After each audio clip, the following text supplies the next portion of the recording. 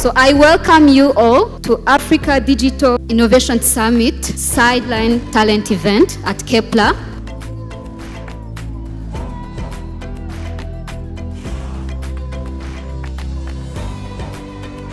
On behalf of the Umurava team, I'm really pleased, to welcome everyone here.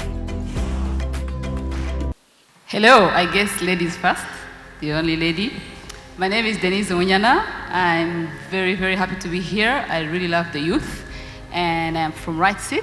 Right Seat, we are a boutique human resource company. We support organizations in recruitment. So I hope I will see some talents in here. Talents. And so I'm very excited and I look forward to being with you all. Thank you very much. And thank you to Vivens and Umurava for the invitation. A round of applause to the team because they've done an amazing job. Thank you. Thank you. My name's Mike Ndimurukundo. I lead Andela here in Rwanda. At Andela, we believe that brilliance is evenly distributed, but opportunity is not. And we exist to connect brilliant people, which is everyone here and others, to opportunities that are available but are not as accessible, if I would say. So Andela is the largest private marketplace that connects talents to opportunities. And we have a two-sided marketplace, if I may say, meaning it's a marketplace for clients, for companies that are looking for technical talent, and it's also a marketplace for talents who are looking to connect to opportunities. So really looking forward to learning and sharing ideas and helping connect you to opportunities. Thank you. Hi, everyone. My name is Ntoka Opabi. I'm from Nigeria, yes. And I am the founder of Plural Code, right here. So Plural Code, we are a tech institution based here in Africa. And we have a mission. Our mission is quite simple. Our mission is to help 1 million young talents in Africa. Talents? I think we can do better than that. Talents? Awesome.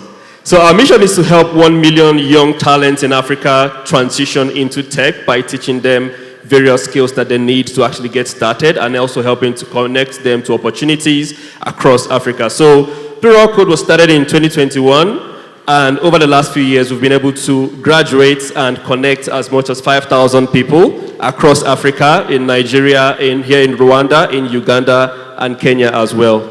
So what we want to do is to continue on this mission and continue to scale our capacity to do the same thing. And whenever we come into environments like this, we are very excited to see young people. We are very excited to see fellow ecosystem builders here and entrepreneurs as well, because that actually excites us to know that. Because the truth is that the idea of the job of upskilling talent and helping them to get started is not a one-man business. It's not a one-company business. You need to be able to connect both vertically and horizontally across the board to have access to the right people who are going to help you get to where you want to go. So it makes me very excited to be here. And thank you very much, Vivens, for putting this together.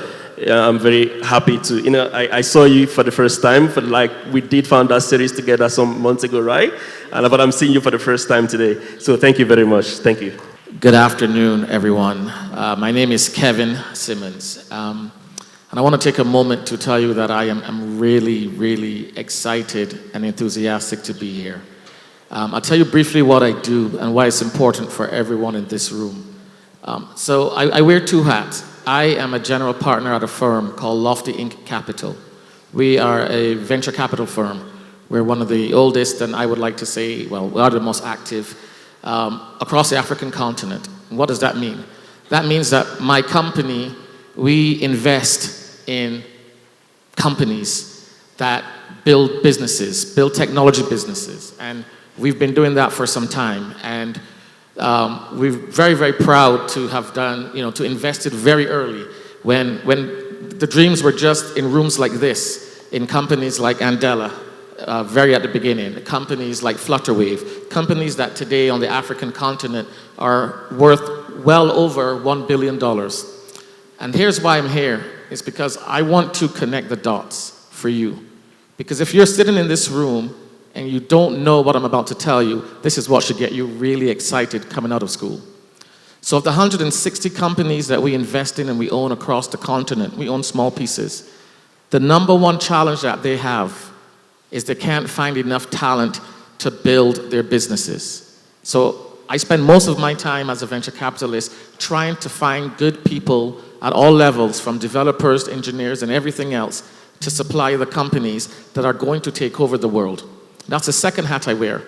I'm the voice behind a movement called Global Africa. I'll be giving a keynote on that tomorrow. And what that is if you look across the world, and I'm fortunate to be in a lot of different places that confirm this, in 5 years, the majority of the software being built in the world will be built by brown and black people. That's not an assumption, that's data.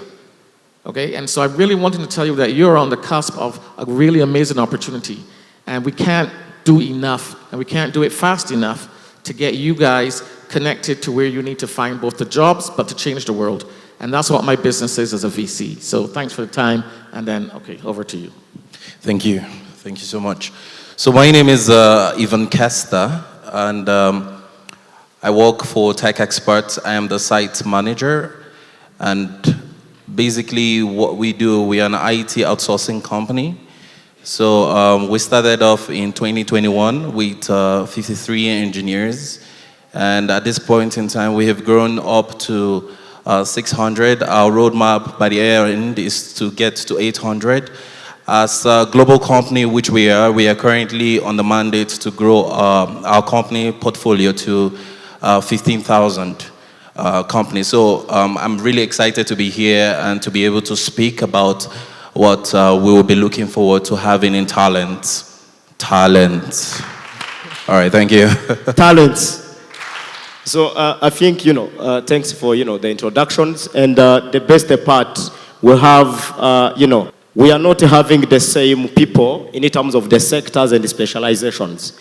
We have people from a diverse background who are doing different things, which is really good to be more of an inclusive panel to ensure that we can, avail a lot of insights, resources that can help you talents.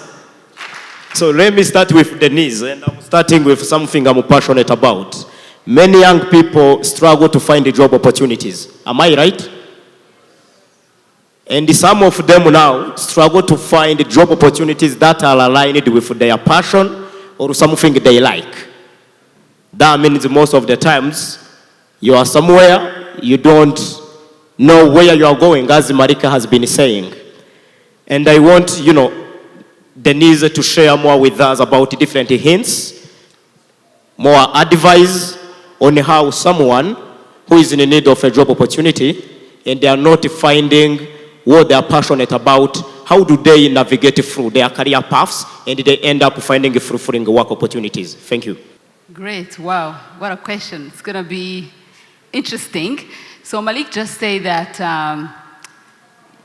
something about purpose. And he said, who has it all, or who is confused? I am very confused, and it's been almost 20 years of work, so I really understand you right now if you're confused, so it's okay. So purpose is versatile. And what I want to say is that every one of us on this earth has a purpose. So what you need to do is find out what your purpose is. And then when you find out what your purpose is, you can do one job for 20 years, you can do 100 jobs in 10 years, as long as you fulfill your purpose. So how I found my purpose? I did not know that I was passionate about HR. So right now, you've heard I'm in HR. I went to school to do economics. I ended up doing a Bachelor of Commerce, majoring in economics and HR. I graduated, I started work. I worked at a bank. I thought I was going to be an economist. I became an HR person. And then after the bank, I worked for about 6 years. I got bored. I left. I went to a telecommunication company, again in HR. So realization of my passion did not come immediately. It took all that. It took me to go to school, to go to university, to work. I was blessed to have a mentor who guided me. So I would say that the first time I heard of HR, I was in second year of university. And how I found out it was my passion, I was passing it almost at 100%. So I said, it's easy to do this. So one hint, ease of performance is a hint to what your purpose is. If you're doing something with ease, then pay attention to that. And what I've also seen, once you then identify your passion and then it meets purpose, you will not be competing with anyone because you'll only be competing with yourself. So right now I'm competing with myself, I am fulfilling my purpose and have found my passion. So it really, in a nutshell, what I want to say is that you really need to start figuring it out now. I've heard that there's someone who hasn't gone to university yet. You are in the right seat right now. Because really this is the time to find out what your purpose is. And it's not a one-day thing, it's not a one-time thing, it's a journey. But for me, how I found out my purpose, it was ease of performance. What was I doing easily? And then when I got a job in HR. And then I got a mentor who had an HR background. And then I ended up starting a company in HR. So now, my purpose is to connect people to job opportunities. And I can also help you maybe in identifying your purpose and hopefully get your ideal job. So thank you. So please, it's a journey. What are you doing easily? And you definitely have a purpose. Purpose is versatile. You can do many things. For me, what I do, I look at it as assignments. So when I do something and I get bored, I'm like, assignment over. I need to get into another one. So now I'm on assignment number 3 of owning this company. My first one was at a bank, and then at telco. Now I'm running this company. And I think my assignment is also almost over. So now I'm confused. I don't know what's next. And it's fine. I'll definitely figure it out. So please, what is it easy for you to do? And find it now, while you're still in school. Thank you. Okay, thank you, Denise. I think something which is great, and most of the time which hold us accountable, and in the difficulties we really cope up, we quickly adapt, is most of the times when you have a purpose, you know what you are working on, no matter the struggle, you make sure that I know where I'm heading. And now, we have said that we are going to avail some of the new things. Mike, apart from Kepler University and also Andera, I haven't so far. Most of the times I'm a numbers person. I only talk about the things I know, that I can defend. I'm sure that to what Denise has mentioned, we want to build something around the soft skills. And Mike from Andera, they are mainly, investing in technology careers at large. However, they combine it very well with something we call soft skills. And most of the times, these soft skills really can help someone to navigate somewhere. And also when we look at digital transformation, we tend to see that soft skills play a great role. Most of the times, depending on whichever career you are being into, you are in finance, you are in HR, you are in technology, you are in statistics, etc., you will find that soft skills is something you utilize. But the reason why I wanted to connect it with the purpose, these soft skills hold us accountable most of the times. And it tells us to do how the things should be done. I want you to tell us more, how does Andera, first of all, build the technical capabilities, and why did Andera chose to get soft skills in parallel to ensure that you can get a software developer graduating with a full package, technical skills but also with soft skills, and how can young people run the soft skills? That's the key. To learn soft skills is not easy. I want you to focus on that. How do we learn them? Thank you. Thanks, Vivance. This may be the first time that I'm on a panel and I'm being asked about soft skills instead of technical stuff. So this is good. But yeah, you're asking why at Andela we chose to do that. And maybe for context for everyone else, I talked about us being a marketplace, specifically how we started to build our marketplace, because at the moment we have more than 150,000 vetted engineers and technical talents, and we have a community of about 4 million globally. How we started that was an accelerator program. At the time it was called the Fellowship, where people came in who want to get into tech. They do the program for 8 months, and then we place them into jobs. So that's what Vivance is focusing nitpicking and saying, why do you include soft skills?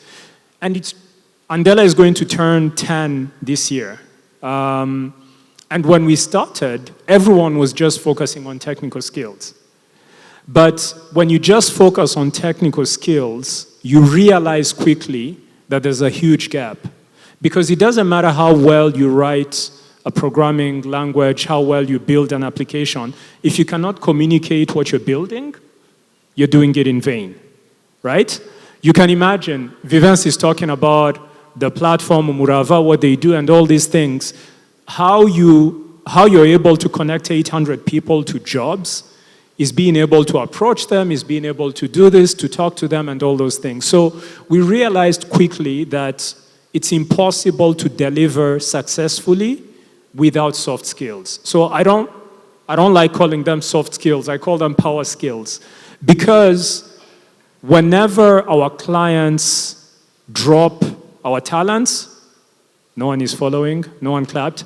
Whenever our clients drop our talents, a lot of times it will never be because of technical skills. It will be communication. So we realized early we need to incorporate it, and we do not separate it. So on a weekly basis, by the way, we also do that program here in Rwanda. Every year we train 100 people. Over the last 5 years, we've done more than 500. 70% of them are employed in Rwanda and in other parts of Africa. So it has been adding value. I think I can even mention that the Umurava platform, 2 of our alumni built their platform. That's it, true. Yeah, 2 of our alumni built their platform. So you see the value. But the soft skills themselves, they are so critical in everything that you do. So first one, which I'm sure you hear about every day, is communication. How well you communicate. So can you be able to eloquently say what you're trying to say? Can you be able to push back? If someone is, if your manager comes and tells you build X amount of features in the next 2 weeks, you need to be able to ask questions. You need to be able to push back. You need to be able to ask questions. In the world that we're in today, a lot of times, I loved how the Vice Chancellor, our host, put it, Professor Bailey, you're not just building for Rwanda. You're building for the world. Your competition is no longer people here in Rwanda. Because the same way we can get jobs out there, the companies here can get engineers in the US, they can get marketing agencies from the US. I can go on Upwork and get a designer for $20. When someone here is charging me $400, and I'll get the design in 2 days. So you're competing at a global level. You're no longer competing with Rwandans only. So your communication is critical. You can be amazing, you can be very technical, you can be the best engineer, the best scientist, the best designer. If you cannot communicate, it's worthless. The second thing is how motivated you are. Malik talked about it. You need to have that internal drive. No one will place it there for you. You need to be able to motivate yourself when things are tough, when you don't have that car yet, when things don't make sense, when it seems like you're confused. I'm sure if we had time, all of us can talk about stages in our lives where we felt confused. At the moment, your purpose is to finish what you're doing, and then other things will make sense. You keep connecting the dots. The other thing is time management and organization. You need to be very well organized. If you're working remotely, if you're working at a global scale, you need to be someone who's well organized. If you say you're going to finish something by Friday, you don't send a message on Thursday night and say you're not available, or switch off your phone on Friday. No. If you don't think you're going to finish, you inform on Tuesday that you need more time. Okay? Collaboration, which connects to communication. Because you're working in a global setting, you need to know how to collaborate. What is the etiquette? How do you handle yourself when you're on a Zoom call, when you're on a Teams call? And then the last thing I want to say is confidence. It's hard to be able to define what confidence comes from. But one, it comes from what you know, what you've learned, what you understand. You can speak very good English, you can speak very good French, Kinyarwanda, whatever language you want. If you do not know what you're talking about, after a while, people will figure it out. So become a master at what you're learning or what you're delivering. If you're doing design, if you're doing marketing, understand what your client needs. And your client could be another student, by the way. But understand what you're doing and then prepare yourself and then be able to, from preparation, you can get confidence. You may not be, if you come on a panel and I'm meeting Denise and she has, you say 20 plus years, right? Almost 20, and I'm like, oh my God, I only have 6 months. I haven't even finished. Your confidence can come from how you prepared for that interview. So make sure that you're always prepared. I think I'll stop there. Sure, but I want him to also mention something. Mike, let's suppose that some of these guys, we have, different talents. So some of them are university students, others are employees in different companies, others are freelancers and consultants, etc. Let's to university students, especially because, again, this is one of the issues we are struggling with at Umurava when you approach a global client. You will find that we got an opportunity to find very good, communication is a specialist from here in Rwanda, but when you really measure some of his or her soft skills, they will doubt a bit. So when you are still in the university, how do you practice communication, collaboration, getting motivated, etc.? How do they really practice this? Very, very good question. So my advice is whatever you want to be, whatever you're aspiring to, start doing it now. So do you want to become a comms person? Do you want to become a marketing chief? Do you want to become a CEO, whatever? Whatever you want to be, you need to start doing what that person does today. So practically marketing, right? You're looking for comms people. A comms person needs to know how to write very well. You're going to be writing marketing campaigns, you're going to be putting things out there. How many of us have LinkedIn accounts? LinkedIn. Wow, not even half of the room. That itself is a problem. So you need to build in public. No, guys, I'm serious. How you're going to get an edge on everyone else is, if I'm looking at a CV, I need to see that you write consistently. If I'm going to need you to be writing a concept note and a blog post and all these things, I need to see that you've been doing it. There's nothing that stops you, each one of you, this is not just for marketing people, to write a blog a week or to write a LinkedIn article a week on something you've been learning. So one of the things we do with our programmers is that every week, whenever we do a sprint, which is every 2 weeks sometimes, they'll write a blog post and they'll write a technical document. So what that does, and the blog post, they'll talk about the features they've built and they expect someone to read it. You do that over 6 months, that person is writing very well. And by the way, that person may have come from a village in Rwanda, they may have just started learning English, different things, but they learn by doing it. So for each one of you, start building those skills. You need to be able to talk, record yourself, stand in front of your small group and let them give you feedback. There's free education available. Like if we are not aggressive, again, we are competing at a global level. We are no longer competing just with other people in Rwanda. So let me prove something Mike has said. Last 3 weeks, there is a lady from Kepler, by the way, where we are now. She posted on her social media platform, LinkedIn, and she said, I'm graduating the course from Coursera as a social media manager. I saw it, I took a screenshot, I told one of the guys from our team that this lady said she's done with social media, management, and we are always in, looking for these talents. What happened, the guy called him quickly. Now she was offered an apprenticeship at Umurava, And getting apprenticeship at Umurava means a job after 6 months. It's always known. So that's why Mike said, build your skills in public. Show it, showcase it, talk to people that this is what I'm doing, so that, you can get something out of it. I always tell my fellow young people, we are young. Let's watch Bamenya, Papa Sava, etc. But social media platforms are free universities.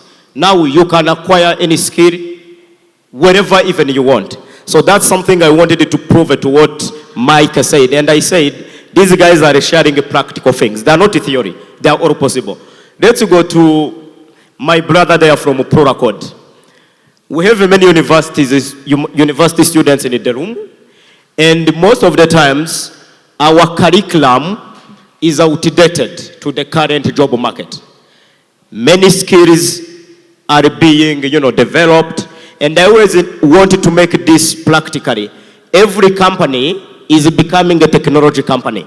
What do I mean? Any company, be it logistics, HR, agriculture, we are all leveraging technology in whatever we are doing, building processes and systems. That means, although you can be a finance person, you can be anyone, you have to be tech savvy. But now, to young people with energy, who are able to learn new things, who are hungry, can you take us through different really skills that are being in demand due to digital transformation, era, and also tell us more on where they can learn them. They can either go to Andera, you will talk about your case as well, and then maybe from there we'll proceed to another one. Thank you. Thank you very much, Vivens. So, I used to be in that position as well. Being a student, I studied at the Federal University of Technology, Owerri, back in Nigeria. Futo exactly awesome. I'm glad that I have somebody that relates to that, right? So, and I studied mathematics there, but then there was a problem. And the problem was that, I'm going to make a confession. I wasn't a very good student. I didn't do very well in university at all, and I will tell you why.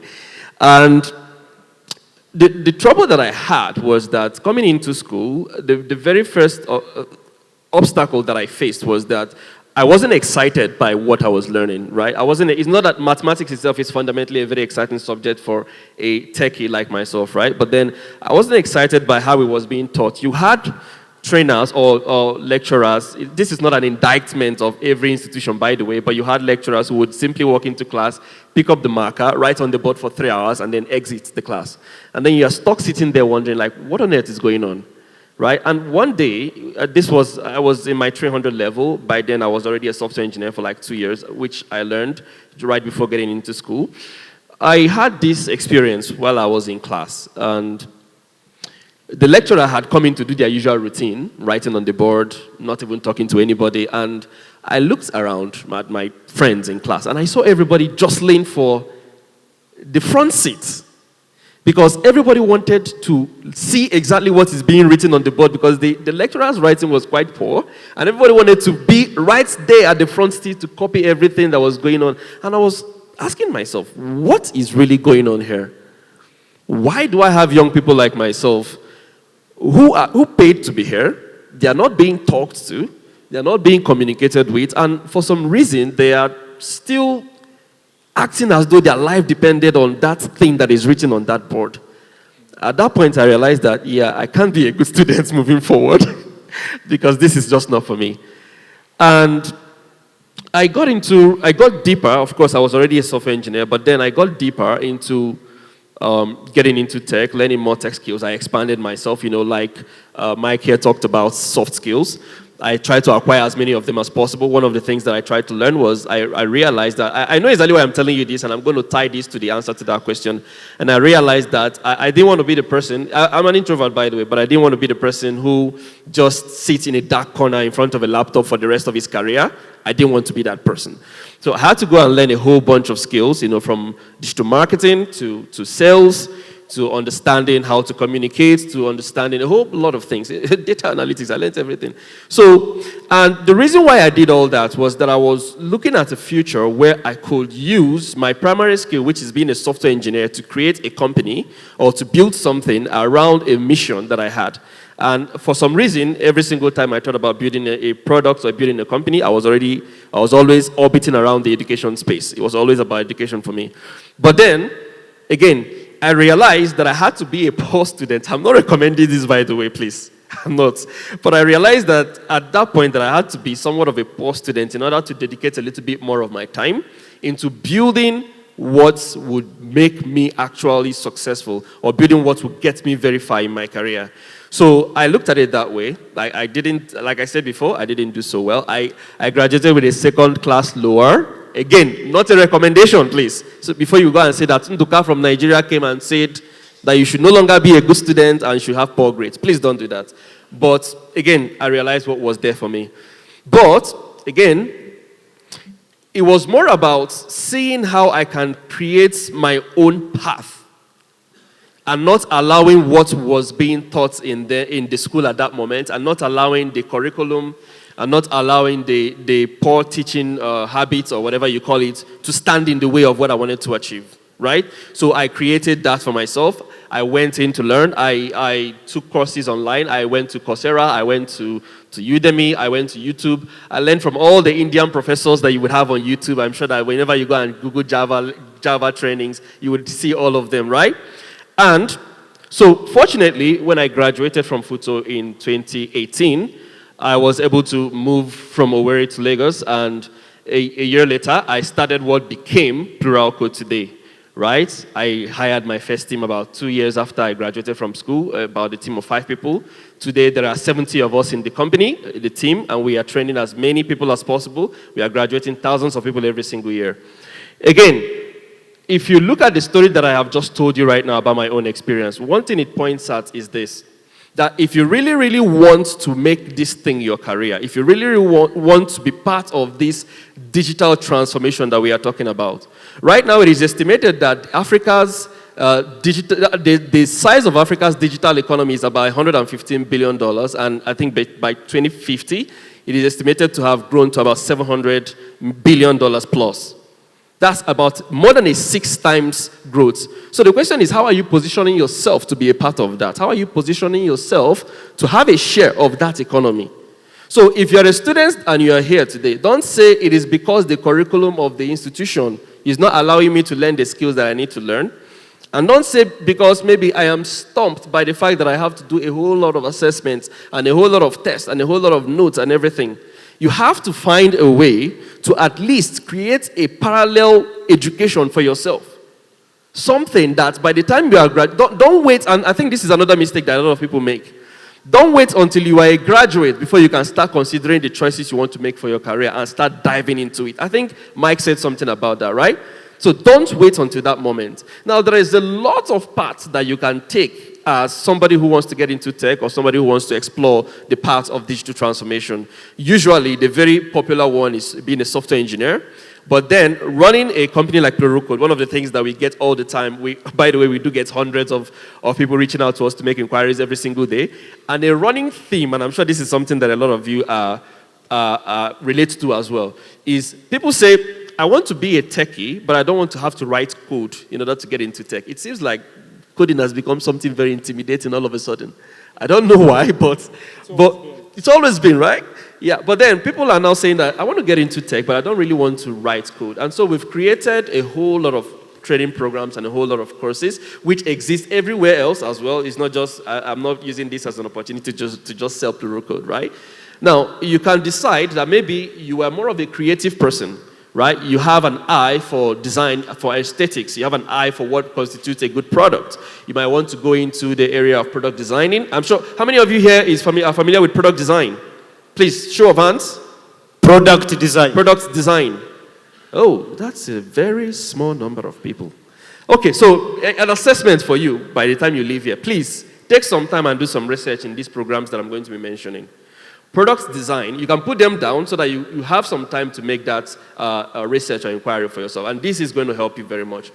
product design, you can explore product design. This is something that somebody like yourself who may not necessarily want to write code or sit in the corner of a dark room, this is something that you can actually explore. You can actually explore cybersecurity. I was very happy to talk to one of the people that was there with me, and he's actually running a very strong cybersecurity agency, and I actually hope to continue that conversation later on. So you can actually explore cybersecurity. You can explore things like product management. You can explore things like data analytics. You can explore marketing, digital marketing. And a lot of people, seeing that the size of the internet and the size of the usage of the internet right now with all the things that are coming up is growing more and more each day. And every single company and every single organization are looking for people that can put them in the front of so many people as possible, and give them as many customers and sales as possible. So if you can learn the skills that is required to do that, I can guarantee you that you're not going to be broke. It is impossible for you to be broke if you can connect a company to opportunities that grows their sales and grows their leads as much as 30, 50, 100%. So that's another thing you can look at doing. So you can also look at learning skills like, let's say, cloud computing. We've seen a whole lot of amazing things that are being built on top of the internet and on top of the cloud technologies that we have today. And if you are the one in the position to be able to administer and build the systems that can run these different technologies, you are going to be well set up for life. So these are the kind of skills that you want to look out for as well. Then I want to make one final comment before I move to the next question. Mm-hmm. And that is also to build on top of what Mike said on soft skills. Unless you want to be somebody locked away in the corner of your room for the rest of your life, don't think that the fact that you have learned 1 or 2 tech skills means that you are done learning. That is a big mistake. I used to be that person. I grew out of that person. I had a bunch of people who were that person, who were that like that, and I basically forced them to get out of that mood. So you need to actually learn how to become somebody that is versatile in not just your skill, but in also the application and communication of those skills and of the value that you are providing. So ensure, while you are learning these skills that I have mentioned, that you are not just one-dimensional. Ensure that you are the kind of person that can come out here like this and talk to us about what you are up to, and talk to us about what you are building, and communicate what you are trying to achieve. And if you can do these things, if you can combine the technical skills and the skills to communicate and to become somebody that can express yourself very well, the sky is your very limit. Thank you so much. Okay, great insights. Talents. So I think now I'm also going to thank you for the insights around the different skills. I think after the session, because he mentioned the more of the in-demand skills, again, in the technology space. For me, I have the list of, I have the plenty of skills that are in high demand, and one of them is Excel. I will come to that. I mean Microsoft Excel. I will come back to it very well on how it is in high demand. So let me quickly proceed to Kevin, and most of the times investors tell us to pitch in only 30 seconds or even 3 minutes maximum. I also wanted to tell an investor to also pay back my time as well. He will share his insights in 3 minutes, and I know he can say many things. So Kevin, you always collaborate with academic institutions, but at the same time you are also investing in different companies and organizations, especially startups, and I think you will also invest in Umurava. We talked about that, right? So how do you see, when we talk about the digital transformation, again I said, it's across every sector. You invest in, different startups, building products, services, solutions for different sectors. When you look at it, and you look at what academic institution is doing, how should the collaboration be between academic institutions and the startup ecosystems to ensure that we get many young people to drive a digital transformation? Thank you. Oh, that's a really interesting question. A good question. Well, actually, look, before I go there, if I only have 3 minutes, I kind of probably want to say what I think is actually most important to be said. Because quite often on these panels, we don't have the right conversations. And to be honest, I want to reframe the conversation just a little bit. And Mike probably said most of what I wanted to say, but the thing is, I would be doing a disservice to all the young people in the room if I continue to tell them that it was about skills and getting a job. Because skills are not enough, okay? The job is not the goal.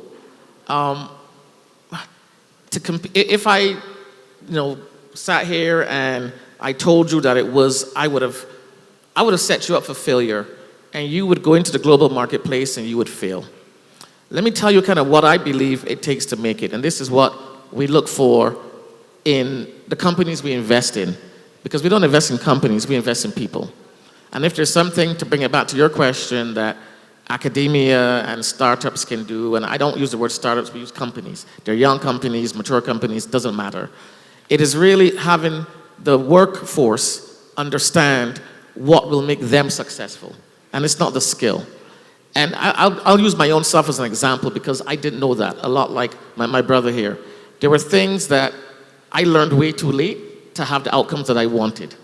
And so let me just tell you the three things very quickly that if I can just leave with you because it just hit me here. If you're sitting in this room listening to my voice and you're saying, what can I take away from here that will give me an advantage in the job market or in life, okay? The first thing I'm gonna say is get out of your own way, okay? I was in my own way for many parts of my career. I'd gone to the best schools. I came out as an engineer. I had a master's and a postmaster's. This is the dot-com days from Stanford University. I could get any job I wanted, and I did. I didn't know what really to do with that. I got in my own way because I didn't know how to turn that opportunity into the outcome that I wanted, okay? So first thing is get out of your own way, and I'll tell you a bit more. The second thing, do more than the best person doing the thing you want to do is doing, okay? So it's not about getting a certificate or skill. If you're not prepared to spend all night coding and getting better at coding, if coding is what you choose to do, then you will get a job, but you will not then go much further because it's a very competitive marketplace. As a VC, as an investor, we look at thousands of companies. I lead the deals team at Lofty. We look across the continent. 3 years ago, we looked at 1,500 deals. 2 years ago, 1,700. Last year, 2,000. So it's 2,000 people coming to us to say, I have an idea, I have a concept, I've got a business. And we can only invest in 1% of those. And what stands out is I'm looking for the founder, and it's not just me, every employer, every decision maker is looking for the person that's going to do more with less. You get a job for what you know, you get a job for the skills, but you advance in your career, you move forward for how you work, not what you do. And so be willing to do more. And I guess the last one for me is, and this is a hard one because I think, be prepared to give more than what you're asked for, than what you're paid for. And I'm not here to be ageist and say this generation, that generation, but early in your career, if you get known as be the person where I ask you for 5 and you give me 10, that will stand you in such good stead. But if that breeds resentment in you and then you're doing the great resignation and you're doing this, then, as I said, look into yourself and get out of your own way. If you truly want to succeed, and I came here to tell you, there's a massive thirst for technology talent. The digital transformation is a global phenomenon. And Africa is starting to become a large piece and a large supplier of that talent. I see it in all the companies that I work with.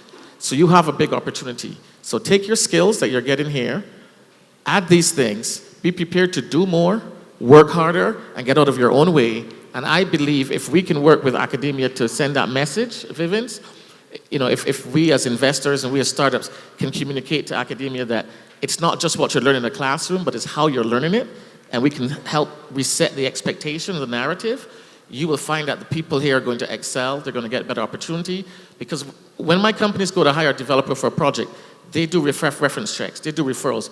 I mentor many startups, as you know. The company Voltric, as you know. Yes. The 3 folks that you had me interview, we went and asked around for them, etc. And it's the one thing that will, I can look at your Python or whatever, that doesn't matter. It's when I speak to a founder who's used you on a project and he says, well, this guy was always late, or he didn't show up, or I found it difficult for him to take feedback, it stops right there. It really does. But if you say, well, this guy was up all night and he built this thing and he built that thing, I didn't even ask him, I'm hiring him tomorrow and I'm paying top dollar. I need you guys to understand that, and I'll close with that and yield the mic. But those three things are really what you should take away from this room if you want to be a part of the digital transformation. And I mean that earnestly. Thank you. Okay, thanks a lot. So, as the investors, he managed his time very well, and well done, Kevin. So, I'm going, to go to the next speaker, and if you have a question, I think, start making sure that you write it very well, you change grammar a bit, get ready, to ask the question. So, coming to Tech Expert, the time Tech Expert launched in Rwanda, you struggled to find the workforce. And the Tech Expert took the path to breed its own people to ensure that you guys can serve your global clients. My question has, two sub-questions, A and B. Number one, what are the jobs are always available, at the Tech Expert or in the Tech Expert ecosystem? That's number one. And number two, most of the fellow young people in Rwanda, Mike said, we are no longer competing locally, we are competing with a global market. And nowadays, one of the things we are enforcing at Umurava is we can get many young people who are no longer dreaming to work for Bank of Kigali, MTN, Airtel, but we want some of these young people now to wake up and don't need to dream about to work for a US-based company, a UK-based company, TC. And that's business process outsourcing sector which can make it happen. So for young people who want really to position themselves as global employees, what does it take and how should they behave and how should they get prepared? Thank you. All right, thank you very much, Vivian. So I would, most of the things that have actually been said here, my panelist, my co-panelist here, I think we would all be sharing the same understanding. We may find ourselves actually saying almost the same thing, but in a different way. And I think the goal is majorly for you to actually find what is suiting for you and for you to run with it. So in Tech Experts, when we started off in 2021, yes, we had, like any other company would find, a bit of a struggle or challenge, in trying to find their footing before they actually hit the ground running. And part of the things we saw, I would not necessarily say there were skill gaps.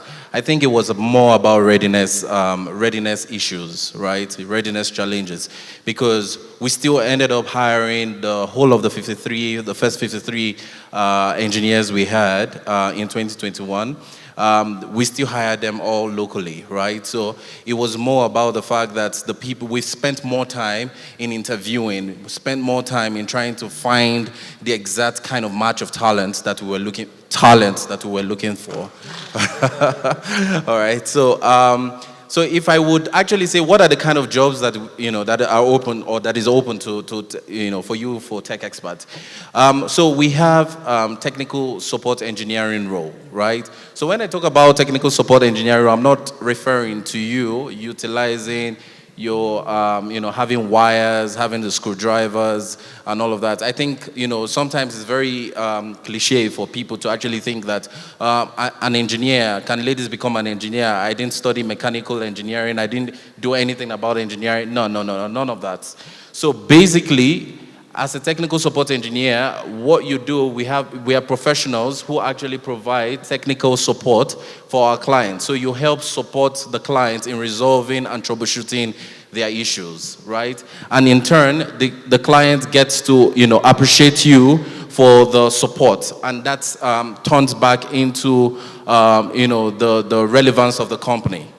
So that's one area that we actually have. And what is the qualification for that role? Basically, it's just having a very strong technical background, right?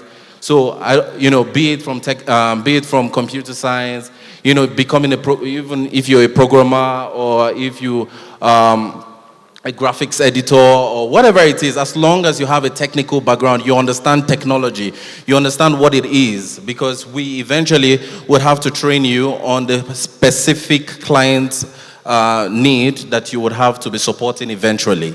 So we are looking for those particular set of engineers who already do have the mindset, the troubleshooting mindset. And at the end, we also do make sure that we look forward to having someone who has very strong communication background. So you see, what exactly Mike mentioned earlier about communication is very key. Regardless of all that you already do know, even if you graduate from the university as the A+++ person, at the end of it all, if you can't communicate what you already do know, then it becomes a challenge, right? It becomes a challenge. And then we also do, from what, my brother, or my bros, if I have to put it that way, had mentioned earlier. Yes, there's something about referral, right? Referral speaks more volume than even actually the interviews that you get to go in.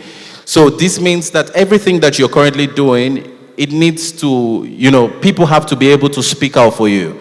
So basically, I think what I will put it this way, if you don't say what you are, people would always say what you're not. So it's important that at every point in time, you're always saying what you are, right? Because people can actually, get you misunderstood, right?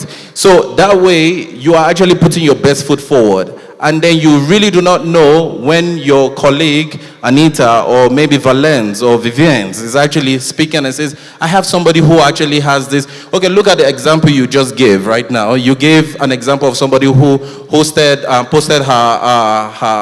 certification on LinkedIn, right? And you were looking for somebody about that particular skill set. Imagine if you had somebody who told you, I have somebody already who does have it. I can refer to somebody who is very strong in that. You really would not be in a position where you are looking for any longer. You would value that particular person who has referred, and you want to hear about that person. And most of the jobs that we end up getting, as we change jobs, as we move and climb our careers, usually are more based on referrals, right? Another job role that we have is customer support roles. So these are particularly customer supports who tend to help take care of our clients, right? And one of the strong skill sets, or one of the strong qualification on this is the communication still. Because they are helping to speak to most of our clients who are not based here. They are not based in Africa, so they are based in halfway around the world. And so we want to be sure that the people we are putting in front of these clients are very strong in communication. So you see, this is the reason why communication is still standing up. And then there's also a growing market for language skills. So having French skills or language skills is also an added advantage, right? It's also an added advantage. Not saying that it's a prerequisite, but it's actually an added advantage because most of our open roles now are coming up because of the client's demand, saying we want to have people, because we want Africa, and Africa is becoming that particular global hub for digital transformation. So we want to see, is it possible, apart from English, can we also support in French? And now we are beginning to do that. So there is also, if you have that, then that's a basic add-on for you. Now, I'd like to just mention a few things which you asked about, in the global sector, right? When it comes to GBS, Global Business Sourcing. So I really want to talk about what are the things that BPOs actually look out for. So I made down I have just a few points. Permit me to just, have a read through on some of the points there that could actually support you on this to make you prepared for those markets. One of the things is understanding the BPO. So BPO basically has various services, right? So we have IT. I saw when Jackie was mentioning people from agriculture, people from education, people from finance and all of that. All these are, there's an emerging market, happening in Africa. So it's not just only about IT. So many people are looking for how Africa can actually support them based on their business. So you are part of this digital transformation, right? So you need to understand what arm of the BPO am I very much interested in? Where do I have my strengths? And based upon that is where you actually, carve your niche in. Another thing is also to develop relevant skills, right? So my colleagues here have actually mentioned tons of skills that is needed, right? So you need to also understand, after you have done the research about the specific BPO that you are having your strength in or that you're having your interest in, then you need to actually start on, developing your skill sets, of which we have, where do you get your skills? you have Udemy, you have, Kepler, you have different places where you can actually get those skills from. You have LinkedIn Learning, you have YouTube, right? So there's no excuse for you not to be able to get those skill sets, right? You have no excuse. And then we have cultural awareness. Now, this is very important because Mike also mentioned something that you are no more competing with the local market. So when we talk about cultural awareness, it means that most of the clients that are actually coming to Africa, they are not actually for you to support Africans. It means they want you to support their own people in the Philippines, people in the Netherlands, people in Germany. So you see, the way we do things in Africa is not the same way we should be doing them. So it means that we need to be punctual. We need to have very strong work ethics. I remember my brother Malik spoke about the fact that, the Gen Zs now have a very high rate of resignations. That's not a very good, strong work ethics, guys. I must tell you, I must tell you that for sure. As much as that is very interesting, it challenges the young mind. You want to really test the waters. But the truth is that if I find out that you have worked in only a place for 3 months and then you've moved to another place for 3 months, I would not hire you. Point blank. I wouldn't hire you. There's a reason why I won't hire you. Because at the end of it all, the companies are business oriented. They're spending their time, they're spending their effort, they're spending their resources. This is an investor who is investing in the company. He wants to see his turn of investment. And then you end up getting the job, and in 3 months' time, they are recycling again. You see, that's wasted effort, wasted resources. And then you are going to a place where the person is going to interview and say, no, this guy, I can't trust him. I can't trust him because this person has only stayed, in the last 2 years, he has changed 6 jobs. Or he has changed 8 jobs. This is somebody that cannot be you can rely on. So you see, these are work ethics that we are talking about. So this is personally for me. I think things change. When in the earlier days we used to think that it makes sense that staying 3 months is not enough for you to actually say you have found your focus. No. So I'll tell you I'll be ending with just my story. So for me, I was very confused. So we all are together, all the confused people in this room. You have a cheerleader here in myself, right? I was also very confused when I started off my career. And as a matter of fact, I started off at least, as a waiter, right? So don't think, remember Malik said, the first thing first is get a job.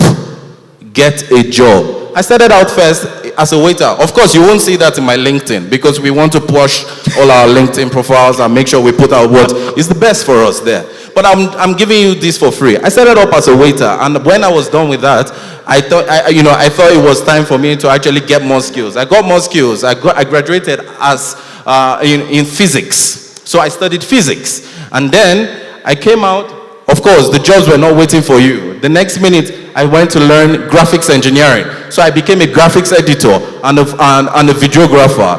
Then the moment I moved in, I said, okay, it was time for me to actually step up. Because some of these things that were defining the career growth was also money. So I thought that it was time for me to actually step up. So I became a teacher. And from then, I thought, okay, it was time for me to find a better profession. So you see, confused, right? You see, there was no pattern. There was no pattern. And then I joined a company as a quality in the quality department. So I was a quality inspector in the card manufacturing industry. And at that point in time, I thought that was where I started getting my mojo. I felt like, okay, maybe this is where it's working, right? And then after 3 years, I got a promotion to an auditor. So after becoming an auditor, there was no room for growth anymore for me. So I started wondering, maybe it's time for me to leave, right? Maybe it was time for me to leave. And then I said, okay, what's the new thing in town? It was Tech Experts. Tech Experts started new. So I said, let me restart my career again in IT. So I started as a technical support engineer in Tech Experts. So this was how I started again. I restarted my career in IT as an engineer. And then when I joined Tech Experts, I felt like, okay, this is, I joined a transformational company, a company which felt like, okay, they have a say in the global space, right? And then from an engineer, I grew my career as a technical lead, and then as a manager coordinating things, and then I moved to becoming a senior manager, and then an operations manager. I moved to Rwanda to set up the tech expert operations in Rwanda, and I was part of the people who set up the pioneering coordinators for the first 53 engineers that I mentioned earlier. Now, it sounds very purposeful, right? Now, it feels more like I'm in a place where I can tell you I did this. But you see, when I was actually a waiter, it didn't make sense, right? When I was a graphics engineer, it didn't make sense. So even if at all you're a coder right now, or you are actually a graphics editor, it's okay. It's okay. Just keep moving. As long as you keep moving, you will head to the right direction. I think thank you very much for that piece. I think the time we were organizing this event, some young people were reaching out that looking at the quality of the speakers, are you guys charging? Most of them didn't register because they thought that we would charge money. Because, again, these are the free master classes that we are getting, from these experts. So now, this is youth-centric. And I want to first, get questions from the audience. We get free questions, we respond to free questions, then we go to another, round. Thank you. Go ahead. Hello. Yes. Good afternoon to everyone. So my name is Pierre Ndaisenga. I am in education, and so I'm also a student, and I look forward to learning more. Sure. So I am not a pessimist, but today I got a concern. And I think as someone in education, also under human resource, this is a concern that I should share with Denise. If we don't, I think we should. So you're talking about technologies, and so I have something that I'm going to read here. So it's a report by World Economic Forum that was published in May 4th, 2023. So this report predicts that by 2027, 30% to 35% of jobs in science, namely in big data science, so we will lose them. And artificial intelligence will take these jobs. And I have an experience in that. So today, I'm working as learning and development for a company. So the system that I'm using, the learning management system that I'm using when working, so using it, I can automate my messages. So I say on 15th, you will send an email to whoever will not have completed this session. And by 25th, let's say, you will send a report to my line manager. I add an email of the line manager. And this system can also help me sort data. Like anything that I had to do with Excel, the system can help me do it. The first question, 27, instead of asking you for a human personnel, they will ask you to hire a system. And then you become maybe a system manager, not a human resource manager.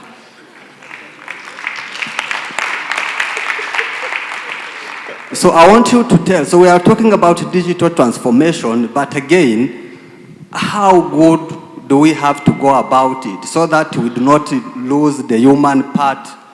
Thank you so much. My name is Valentine Owase, and I am a dancer, a professional dancer, and I am an advocate for mental health awareness among the youth. And also, I am an AI enthusiast. So my question is, after we got here, when the discussion started, it's all about digital talent across various industries. And we talked about industries such as business, entrepreneurship, software engineering, finance, and all others, but I couldn't help but notice that there is an absence of the emphasis on the entertainment industry. Isn't it crucial to recognize that entertainment also heavily relies on technology? Let me give you an example. As a dancer, understanding my audience preferences, the trends and the demographics, as well as tracking my performance on social media, Instagram or TikTok, I maybe use the analytics and various digital tools. But why does it occur to me that the entertainment industry, particularly for dancers and singers, it seems that it's very overlooked in conversations about digital talent and its integration with technology? Great one. Another one?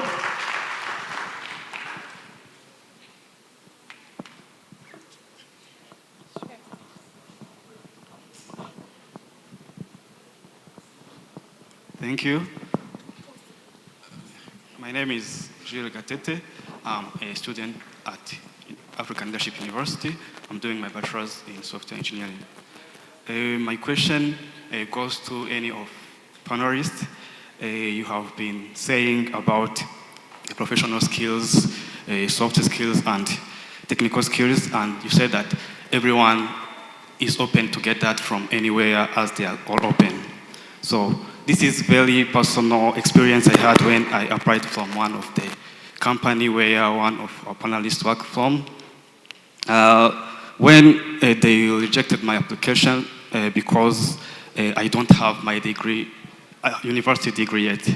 So my question goes that why do many companies still require the university degrees instead of, regardless the skills and the knowledge that the applicants get, and why they can't let them pass the even job test to make sure that they can do the job. Thank you. Okay, very good. Okay, let's respond to those three and then we come back quickly. And the first question was addressed to Denise. Can you quickly go ahead? Yes, thank you very much. So Pierre believes that,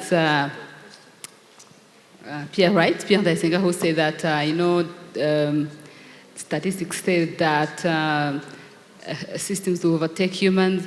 So I want to say that I do believe that those systems are made by humans. So I do not think that at any one point of time, systems will overtake humans. But let's definitely agree that digital transformation is here. So many things are done online, so many things are done by, digitally. So we definitely have to learn Excel so that we can learn how to use those systems. So if you ask me, actually also there's a research that was done and say that one of the jobs that will never be changed or lost because of IT, AI is human resource. There is always going to be a human touch. So I like to encourage you to actually, do study HR because these are jobs that will not be lost whatsoever. So the systems, I believe that even when you're, telling the systems what to do, it's someone doing that. So if you ask me as someone who's not necessarily IT, I definitely believe that systems will not overtake humans. So the jobs are still there, but we do need to have the skills, the IT skills that are needed to drive these jobs. So please do learn Excel, do whatever it has to code, program, because that then will help you to manage those systems that are coming in future. So I don't think that we'll lose, jobs will be lost. We'll still need to recruit people. So Mike, you have seen many things. I want your comments on that as well. So it's a valid concern. I'm not going to sit here and say that it's not going to happen. I'll give a practical example. There's a company, one of the biggest fintechs in Europe, Klarna. It's a buy now, pay later platform. So you go online, if you're in the US or other places, you'll go online on Apple or Amazon, you'll purchase something, but you do not pay right away. You pay on a monthly basis in installments. In the last 3 months, I think last month or 2 months ago, they launched their AI chatbot, and they said it did the work of 700 customer support people. Those are 700 people that lost their jobs or could have been employed, right? So the threat is real. I'm not going to sugarcoat it, okay? However, I want to come back to something Kevin said, and I love how he put it. Do not get in your own way. Right now, you're getting in your own way because you're already so afraid of what's coming that you're not even allowing yourself to look at the different possibilities, right? I firmly believe when you look at tech, it will be what happened tech before 2022 and tech after 2022. Because in November 2022 is when ChatGPT became public, right? It's when it was opened and all these opportunities opened up. Every one of us has access to it. It becomes, are you able to move very fast? It's possible to do your job much faster. So I don't think there's a world, we cannot put AI back in the box. It's out of the box. But we can learn because everything is free. And then it comes back to I summed it up, the second thing he said about, doing more. I look at it as executing. Can you teach yourself what you need and be able to execute on it? Because if you know this, if you have the skills, you will always be in demand. And then I think he's the one who said it where what you learn today, the skills of a software developer today are different from the skills of tomorrow. The skills of a marketing person, social media person today are different from what they were 5 years ago, are different from what they will be. So even you as a learning and development manager, you can teach yourself the skills. And like I said at the beginning, do not look at what you are doing right now. What do you want to be? Okay, what does a director of L&D in an organization do? They need to have these skills. That's what you should be working towards. Yeah, so you can leverage AI as your assistant. Each one of us should be very comfortable with AI, and you don't need to be a programmer to leverage AI. Each one of us should be comfortable with it, to be able to, because it's the effect of AI assistant. So if you're just afraid of it, it's going to overtake us, no doubt. But if we embrace it and learn the skills, then that's when you'll always need the human being to direct it in the right direction. So I think that's, yeah. Okay, great one. You want to add something? Yes. Okay. All right, thank you very much. I love what both Bernice and Mike have both already said about that question. So I just want to add a couple of things. Number one, I'll use the most popular AI tool, so to speak, that is available to us publicly today, right? ChatGPT is only as good as the person who is using it. Absolutely. You understand what I said? Let me emphasize it again. ChatGPT as a tool is only as good as the person who is using it. If you are bad at what you do,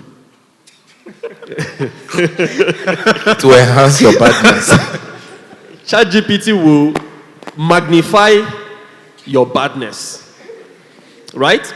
And if you are good at what you do, you can be able to leverage it in such a way that even somebody who is out there will see the artistry of what you are trying to do.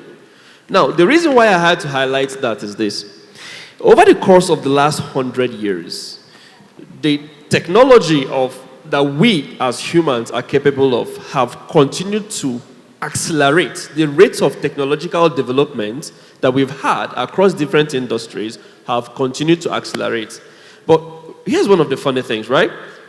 Irrespective of that, I think there was this meme. Let me just try and see, because there's a lot of Gen Zs here, obviously, and you guys understand memes more than plenty words, right?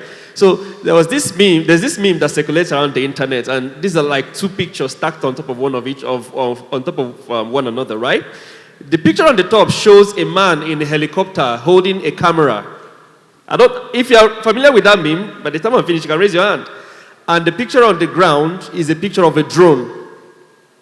And then that meme said that in how many years, both the pilot and the cameraman had their jobs taken away. But here's the funny thing.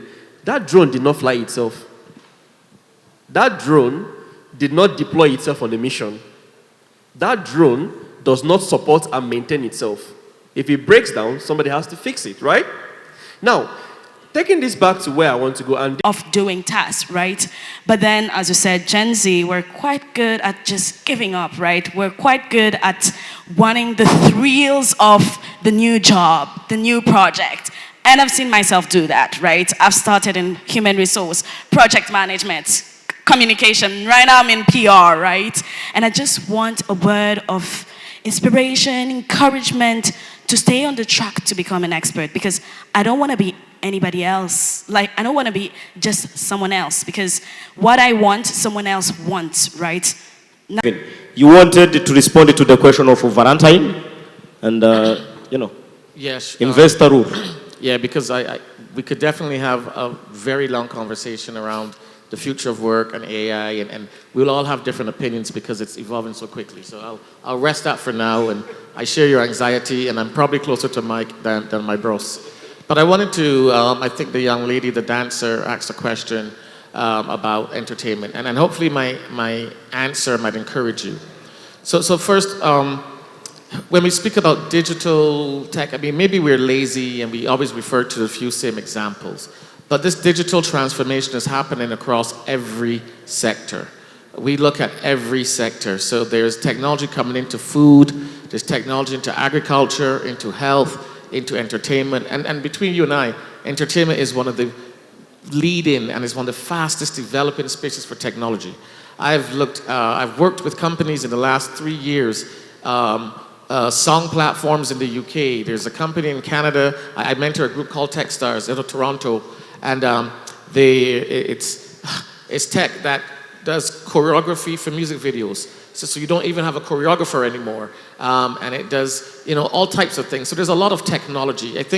I really think that the tech we're talking about, these skills are just building blocks. They're enablers.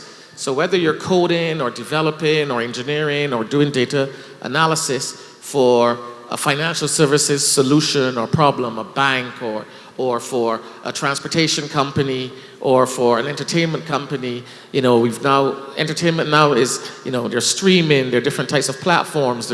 So I would just say to be encouraged, entertainment is not overlooked or left out, and actually it's large, it's growing. From the investor's perspective, there are investors I know that focus only on entertainment, on media. There's some that focus on different areas. So generally, I wouldn't worry that it's overlooked or being left out. It may be quiet in terms of what we speak on the stage, but there's much innovation and technology happening in entertainment as in probably any other field. So, yeah. But also, to add something before, I always, fight with some experts that are here in Rwanda, who are here in Rwanda. Because at Umurava, the time we started, it was all about to drive the careers around the digital economy. And when you analyze it very well, technology, of course, is the core. But now, there are different careers and skills being developed because the technology is there. Number two, there are skills that are enabling technology to be distributed. And that's why, most of the times, you will see that we are doing a great job around building professional creative talents, because we are aware that one of the key things now is content production. But now, how do we really get content production being distributed across different sectors? And we can only distribute it mostly through digital media channels. So where most of the times, again, when you look at the skill sets in this space, they are only coming because the technology is there. There are different, careers around that I think most of the times we should be much open about. So you wanted to add something? Yes, I just wanted to add on to what my boss here has mentioned. So it's very easy to actually negate the impact of technology when it comes to social media. I mean, when it comes to dancing as a profession and also musicals as a profession. But the truth is that you are very much in social media, right? I'm talking directly to the person who raised this question. I'm very sure that you are very much on social media, right? And that's one of the things that technology has done. So let's take it back to 20 years ago. 20 years ago or 10 years ago, what did we have? You had local drama, people happening in your own local spaces, your musical artists, people don't know them. We didn't have the internet space widely used as it is right now. We didn't have the search body system that you can actually quickly log in to know. People didn't know anything. Right now, people shoot videos with their iPhone and then it's gone all the way around. How is it possible that we know those people? How come we know people who are on TikTok? TikTok now are the people who are the leading influencers in the, on the social media space, isn't it? These people are actually carving out tons and tons of, raking in a lot of finances just by their views, right? So this is how technology is actually leading in the space of entertainment. And so you need to actually see yourself embracing it and seeing it that, yes, it's there. So you need to be on TikTok. You need to actually be on YouTube. YouTube pays for your views. So you need to be, and how do you leverage AI is by building your content. You can actually tag in AI and say, okay, I want a content relating to my dance. What exactly do I need AI to help me do? So still, based on what we are using, you are leveraging the AI tool to help you build your content to be able to showcase what you already do know and what you already do have. And then at the end of it all, you're still using the same media to transmit, the same technology to transmit your own resources to execute it. So you see, you are still part of it. Okay, very good. There is another question. Why do some companies are still asking, academic papers? Let me call it that way. We'll take that. So I definitely have to agree that those are definitely traditional hiring practices, but you also must appreciate that companies need to put some minimum requirements for different jobs. And also companies have filtering mechanisms. So most of the time you're definitely victims of that. So, but what I would like to advise you is that before you apply, also look at the requirements of the job, because sometimes I think you get discouraged because you've applied to a job that is maybe that is asking what you don't have. So if a job is asking for a degree and you don't have it, instead of being disappointed, maybe leave it, because also not all jobs are good for you. So I definitely agree. At least within my company, we've changed that. We look beyond the degree. Those are definitely traditional hiring mechanisms. I know most companies are trying to reevaluate that, but the practice is still there. The practice is still there. We receive tons and tons. When we advertise for a job, we get sometimes thousands and thousands of applicants. So you really can't get to anything if you don't have certain requirements. So, and in Rwanda, most of the time, it's been that if you don't have a degree, then you immediately, filtered out. So don't be discouraged, but also please do not, how can I say, disappoint yourself by applying for jobs you're not required, you're not qualified for. So as much as we're trying to reevaluate that, we, as Right Seat, we're trying to really encourage companies to reevaluate that and look beyond the qualifications on paper, because also sometimes you have a document, but when you meet someone, you wonder if they've actually gone to university. So take heart. I hope it will be changed soon. Okay. So thank you for the insights. You want to add something? Maybe one thing to add there is what we talked, and I think everyone echoed it, it's building a portfolio. Are you, especially in technical skills, and by this I don't mean software engineering, it could be anything. If you're in marketing, it could be campaigns you've run online, it could be different things. But actually build a portfolio. And like you said, don't wait until you graduate. Start doing it now. If you helped organize this event, put it on your portfolio. I love her in tech, the initiative. Volunteer with that, like build a portfolio so that when they're asking for 3 years of experience, when they're asking for a degree, they can look at it and actually be like, wait, this person has been doing things for the last 3 years that they were in university, or the last 4 years, and that could count towards your experience. I've been in situations where we had those requirements.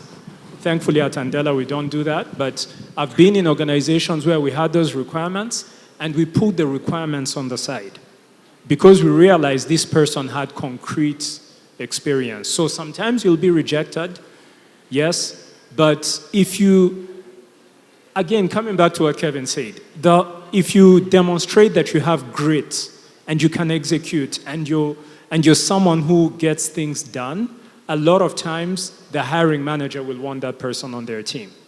And they will draw closer to that. And sometimes you realize 6 months later that you dodged the bullet, that company wasn't the right one for you, and the next one is the right one for you. So, but yeah, take heart, like Denise said. We know how it is out here. Yeah, and perhaps I should just add on that. So I think that most companies also do have a starting point, right? Most companies have a starting point in terms of their minimum requirements. But just to encourage you that regardless of whatever their requirement is or are, I think that you shouldn't give up, even if at all that you have been denied an opportunity, right? So many of us here, we've also had opportunities where we thought that this was our dream job or this was our dream place, but at the end we were not given that opportunity. But at the same time, resilience is what has actually gotten us to this point. So this is what I'm actually going to be, pitching out for. Don't get to a point where you feel like, they always just hire the people who are master. They already know the people who they want to hire. They already know the people. When you already put yourself in that way, you are denying yourself from growing. You are denying yourself from challenging yourself, from even getting more skills, and also getting yourself back on your feet. So I think that you should position yourself to say, okay, this didn't work, it's okay, I continue moving. And then at the end, what is also what he also mentioned is very important. Build your portfolio regarding that particular skill set. Yes, so I hope I got this correctly, but you asked that when do you know when to move on and how do you know if you're serving your purpose? I really don't think it's a black and white answer, but it's a journey, like we said before. And what I've learned recently, because I'm also still on that journey, I think I know what my purpose is, but sometimes it gets confusing. But when the nudges you get, sometimes you become uncomfortable. When you've done something for a while, you get uncomfortable. So I would really like to say that, how would you know that it's time to move on? Listen to your inner cries and listen to the nudge. When you feel something is happening within you, then pay attention. I hope you will get an answer, because sometimes it takes time, So again, remember that purpose is versatile. You don't have to have one purpose, but we are serving one purpose for sure. From the time you're born to the time you go back, to God, hopefully. We have a purpose, that's for sure, because we were born with one. So now what's needed is on that journey, listen to your inner cries and pay attention to the nudges. You will definitely, and only you will have the answer.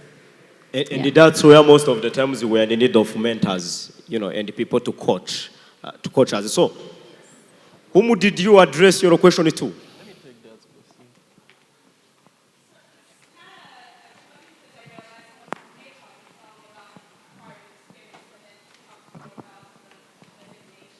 Okay. So, let me two guys. Let me address this. Yeah. All right. So the very question that you asked is, I'm not going to lie. This is something that a lot of people will not want to admit it, but a lot of people have actually gone through that. One thing that is yours.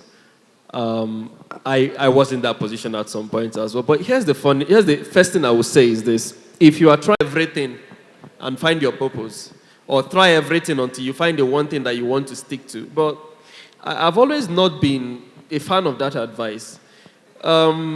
Psychologist Jordan Peterson said something.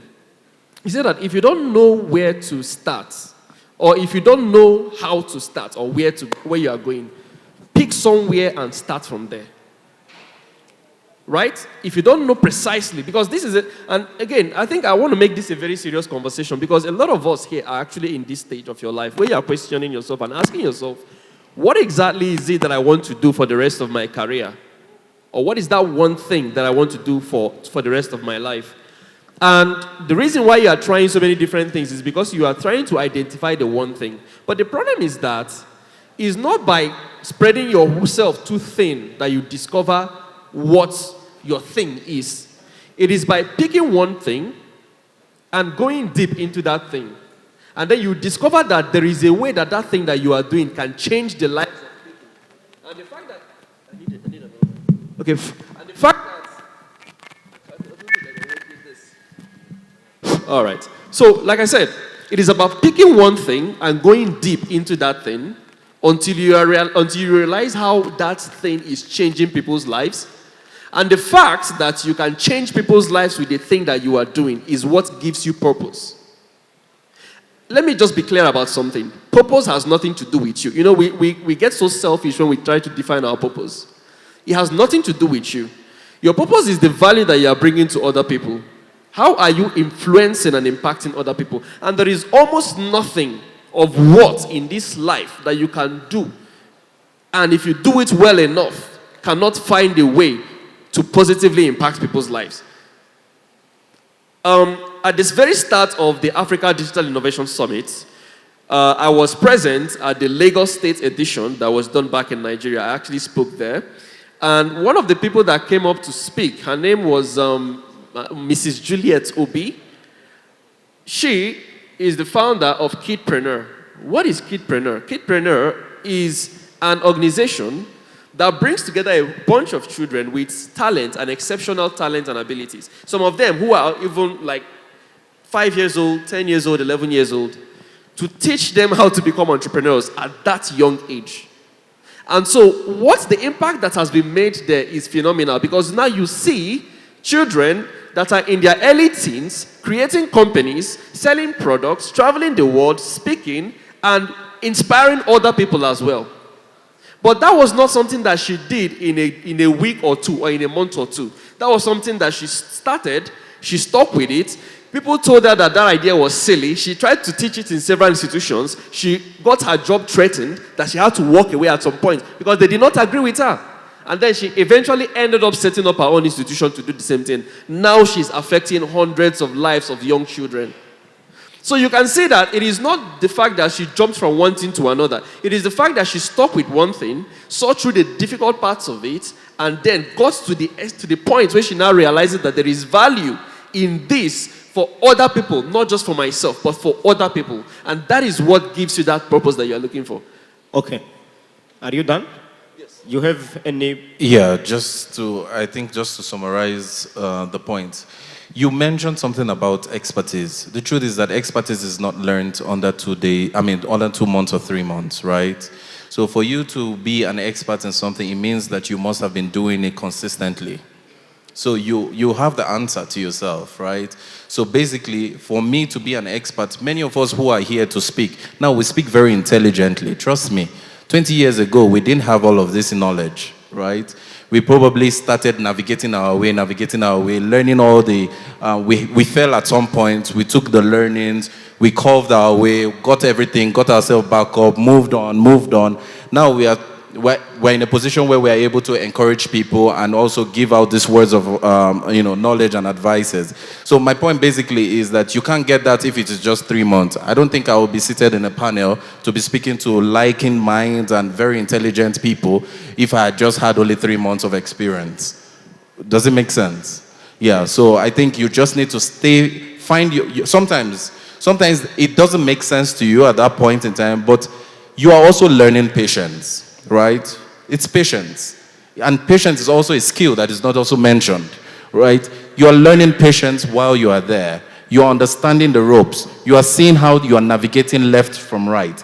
Now, you may be in another position that would require you to apply that learning that you had in that place. If you were not patient enough to stay through to the entire process, now you are faced with that particular challenge, and then now you don't even know how to navigate your way around it. So there are things, AI has a limitation, but there are things that your own experience has to actually bring forward for you. Okay, very good. So now to Mike and Denise, maybe, 1 minute everyone to share any takeaway or... I had other takeaways in mind, but I think this thing of purpose is all over the place. Malik messed us up when he started with, a purpose-driven career.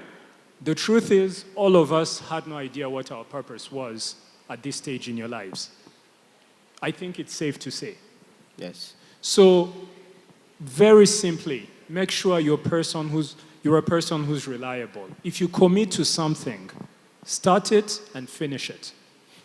If you're doing a freelance contract and it's 6 months, finish the 6 months.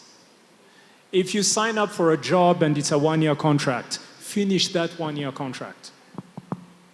All of us, we don't have time to get into the specifics, but it comes down to executing. Today, I can connect to things I did 15 years ago, and right now it makes sense. At the time, it did not make sense, right? So you do not start out enlightened. So just start something and finish it, and then the next assignments will come up like Denise said. Okay, Denise. So, 3 things. Someone was talking about expertise.